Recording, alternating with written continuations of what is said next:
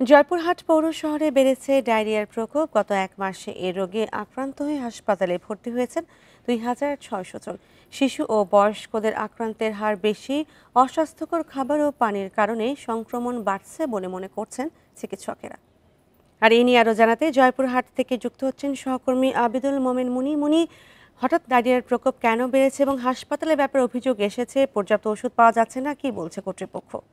দেখুন, জয়পুরহাট জেনারেলের যে হাসপাতাল, শুধু এই হাসপাতালে শুধু জয়পুরহাটের রোগী না, পার্শ্ববর্তী দিনাজপুরের হাকিমপুর উপজেলা, তারপরে নওগাঁর বদলগাছি এবং ধামুরহাট উপজেলা থেকে এবং পার্শ্ববর্তী বিভিন্ন জায়গা থেকে এই সরকারি চিকিৎসা কেন্দ্রে পর্যাপ্ত পরিমাণে রোগী আসে। এর মধ্যে গত 10-15 দিন আগে থেকে এই ডায়রিয়া রোগীর প্রকোপ বেশি দেখা দিয়েছে এবং গত 24 ঘন্টায় প্রকোপ আরও বাড়ছে।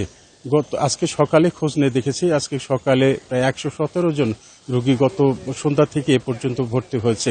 তো তীব্র সংকট যেখানে দেখা দিয়েছে, বিশেষ করে স্যালাইনের যেটা প্রয়োজন তার অর্ধেক পর্যন্ত সরবরাহ করতে পারছে না হাসপাতাল কর্তৃপক্ষ। এ ব্যাপারে বলছে যে তাদের স্যালাইনের সংকট রয়েছে এবং স্যালাইনের সংকটের কারণে তারা মানে বিশেষ করে রিকুইজিশন দিয়েছে এবং এই সপ্তাহের মধ্যে তারা স্যালাইন পাবেন বলে আমাদের কাছে জানিয়েছেন।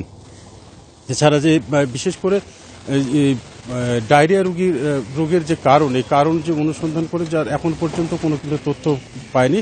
শুধু হাসপাতাল কর্তৃপক্ষ বলছে যে নির্ধারিত জয়পুরহাট শহরের কিছু এলাকা মানে পৌরসভার সরবরাহকৃত পানির যে কারণটি উল্লেখ করেছে এবং মানে গেল পূজার যে খোলা খাবার এটাকে উল্লেখ করেছে।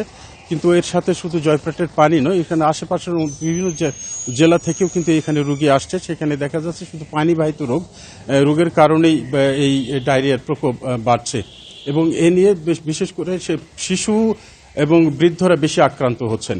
তো ডায়রিয়া নিয়ে এই ছিল আমার কাছে সর্বশেষ। জয়পুরহাটে ডায়রিয়ার প্রকোপ বেড়েছে এবং সে বিষয়ে জানাচ্ছিলেন সহকর্মী আবিদুল মোমেন মুনি।